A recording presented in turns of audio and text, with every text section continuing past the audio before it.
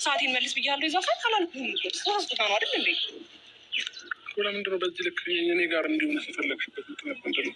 ሲቀጥል ደግሞ ሰዓቱ ላይ ስጦታ ስትሰጪኝ የሆነ ነገር አድርገሽበት ለምንድን የሰጠሽ?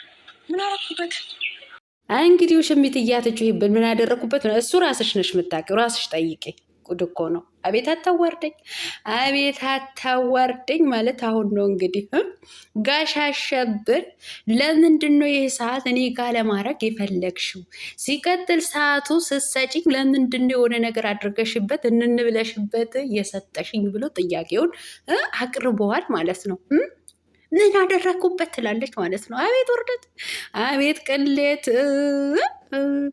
አረ እሸሸው እሸሸው የውሽሚት ቅሌት ወጣ ከመሸ። አረ እሸሸው እሸሸው የውሽሚት ውርደት ወጣ ከመሸ። አረ ገዳም ገዳም፣ አረ ገዳም ገዳም። ውሽሚትዬ አይዞሽ አይዞሽ አይዞሽ። እንግዲህ አይ ሙዚቃ እኮ የለሁበትም እናቴ። አሁን በዚህ ድምፅ አይደለም ሙዚቃ እናቴ። ከሽንት ቤት ሰው አለ ወይ ለማለት ራሱ ይከብዳል የኔ ድምፅ ማለት ነው። ለማንኛውም ውድ ተመልካቾች ላይክ፣ ሼር፣ ሰብስክራይብ እያደረጋችሁ እስከ መጨረሻው ከኔ ጋር ሁኑ። የሰጠው ስጦታ ለምንድን ነው የሚመለስልኝ ብላ ያዙኝ ልቀቁኝ እያለች ትገኛለች ማለት ነው። ቀብራራው ጀንታለው ማለት ነው። የአብሪሽ ወንድም የአብሪሽ መከታይ ኤፍሬም ይሄ ሰዓት ከወለቀ በኋላ ነው አብርሃም ወደ ራሱ እየተመለሰው ብሎ እንቅጩ ነግሯታል ማለት ነው። ላይክ፣ ሼር፣ ሰብስክራይብ እያደረጋችሁ እስከ መጨረሻው ከኔ ጋር ሁኑ። አሰላሙ አለይኩም ወራህመቱላሂ ወበረካቱ። ውድና የተከበራችሁ ቻናል ቤተሰቦች ሰላም ብያለሁ። በያላችሁበት ሰላማችሁ አላህ ያብዛልኝ። ላላፍ እየወዳችኋለሁ። ለቤቴ ወይ ለቻናሌ አዲስ ከሆናችሁ ሰብስክራይብ እንዲሁም የደወል ምልክቱን በመጫን ቤተሰብ ይሆኑ። ከዚህ በፊት ቤተሰብ ሆናችሁ ላይክ፣ ሼር፣ ኮመንት ለምታደርጉልኝና ለምታበረታቱኝ እጅግ በጣም አድርጌ ከልብ አመሰግናለሁ። አላህ ያክብርልኝ። ዛሬም እንደተለመደው በሌላ ቪዲዮ መጥቻለሁ። ቪዲዮን ከወደዳችሁ ላይክ፣ ሼር፣ ሰብስክራይብ ማድረጋችሁን እንዳትረሱ። የዛሬ ቪዲዮ መግቢያችሁ ላይ እንዳያችሁት ወይም እንዳደመጣችሁት የእትዬ ወይም የማማ ውሽሚትና እንዲሁም ደግሞ የጋሽ አሸብር ቪዲዮ ነው ማለት ነው። እንግዲህ ትላንትና ሰዓት እያለች ነበር። ለምን አወለቃችሁት ብላ እንግዲህ በሰዓቱ ላይ በጣም ትኩረት እያደረገች ነበረ ማለት ነው።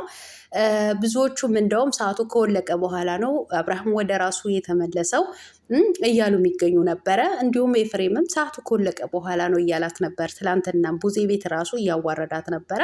እንግዲህ ከዛ የተነሳ ዛሬ ነይ ብለው ጠርተው በራሷ የዩቱብ ቻናል ላይ ሰዓትሽን ተቀበይ፣ ያንቺ ስጦታ ለአብርሃም አያስፈልገውም፣ ከነ ምናምንቴሽ ይዘሽ ጥሩክ በይልን ብሎ እንግዲህ ጋሽ አሸብርም ኤፍሬምም እንግዲህ እንቅጩ ነግረዋታል ማለት ነው። አየርምዬ እንዲህ እኮ ነው እናቴ፣ በሰፈሩት ቁና መሰፈር አይቀርም ማለት ይሄ ነው።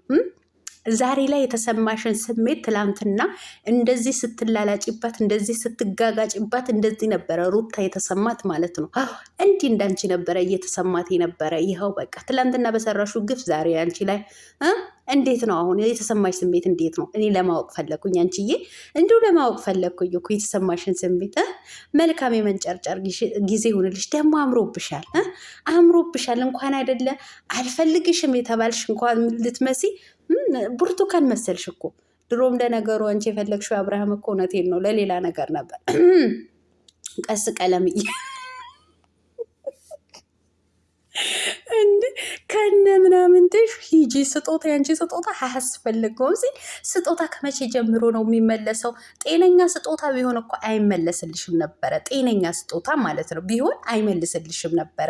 ስጦታ እንደማይመለስ ራሱ እነሱ ጠንቅቀው ያውቁታል። ግን የማይሆነ የማያስፈልግ ስጦታ ስለሆነ ነው ያው የመለሱልሽ ማለት ነው። ሲቀጥልም የሆነ ነገር እንዳለው ራሱ ያስታውቃል። ለምን ትኩረት እንዲደረግበት አንቺ ራስሽ አድርገሻል። ስጦታ የሰጠው ስጦታ ለምን በእጅህ አወጣኸው? ለምን አወለቅከው? ለምን የኔ ስጦታ አውልቀህ ሌላ ስጦታ ለምን አሰርክ ብለሽ በጣም እየተኮሳተርሽ ነበረ። አይንሽ ውልቅልቅ አርገሽ እያወጣሽ ነበረ። ያ ደግሞ የሆነ ነገር እንዳለበት ያስታውቃል። ሲቀጥል ደግሞ አብርሃም ወደ ልቦ ነው የተመለሰው፣ ወደ ኖርማል የተመለሰው አብርሃም ያንቺ ሰዓት ከወለቀ በኋላ ነው። እኔም ራሱ አስረግጬ እነግርሻለሁ፣ ያንቺ ሰዓት ከወለቀ በኋላ የሆነ ነገር ማግኘት አርገሽበት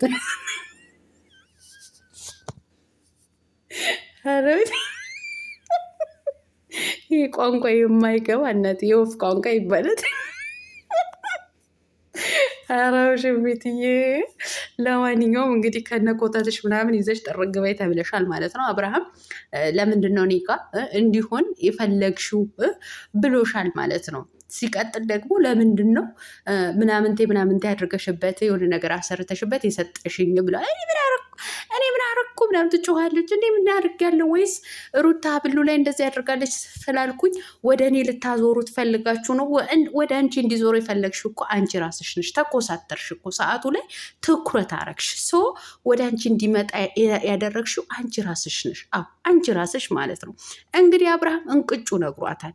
ሰዓቱ ከወለቀ በኋላ ነው ወደ ራሱ የተመለሰው። ወደ ኖርማል አብርሃም የተመለሰው ሰዓቱ ከእጁ ከወለቀ በኋላ ነው ብሎ ነግሯታል ማለት ነው። እንግዲህ የውሽሚት ቅሌት የውሽሚት ውርዴት እየቀጠለ ነው ያለው ማለት ነው። አዎ እኛም እኮ ይሄ 100,000 ሰብስክራይብ እስከምትሞላ ድረስ ቤተሰብ ስቃያችን ነው የሚበዛው ማለት ነው። 100,000 እስካልገባች ድረስ ይሄ ነገር ይቀጥላል፣ ጭቅጭቁና ንዝንዙ ማለት ነው። ግን አቤት ውሽሚትዬ እንዶ ያፈሬ ድችራ ቻናል ያፈሬድች ራስ 100,000 ሰብስክራይብ ቢሆን ነበር የሚሻለሽ ማለት ነው። ተዋረሽ እኮ ቀለልሽ እኮ። በመጨረሻ በቃ አንተን ልበላው እስኪ ላስረዳው፣ ስለ ሰዓቱ ላስረዳው። በቃ ይሄኔ ስለ እኔ መጥፎ ነገር እየነገራችሁት ነው ምናምን ሲል ወይኔ ኤፍሬም እንዴት ምንጭቅጭቅ እንዳረጋት ማለት ነው።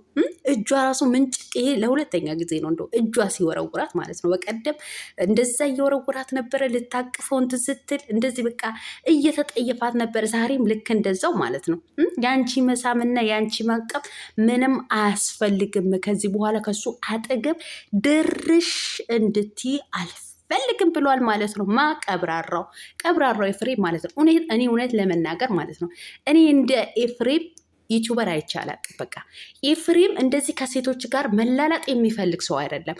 መስራት ይፈልጋል፣ መለወጥ ይፈልጋል። ነገር ግን ከሴቶች ጋር ክብሩ ዝቅ አድርጎ ይሄ እንደ አንዳንዶቻቸው መለጣጠፍ፣ መሳም፣ ቅብርጥስ የሚባል ነገር ኤፍሬም ጋር የለም። በቃ ሲሪየስሊ ነው በቃ ቪዲዮ የሚሰራው ማለት ነው።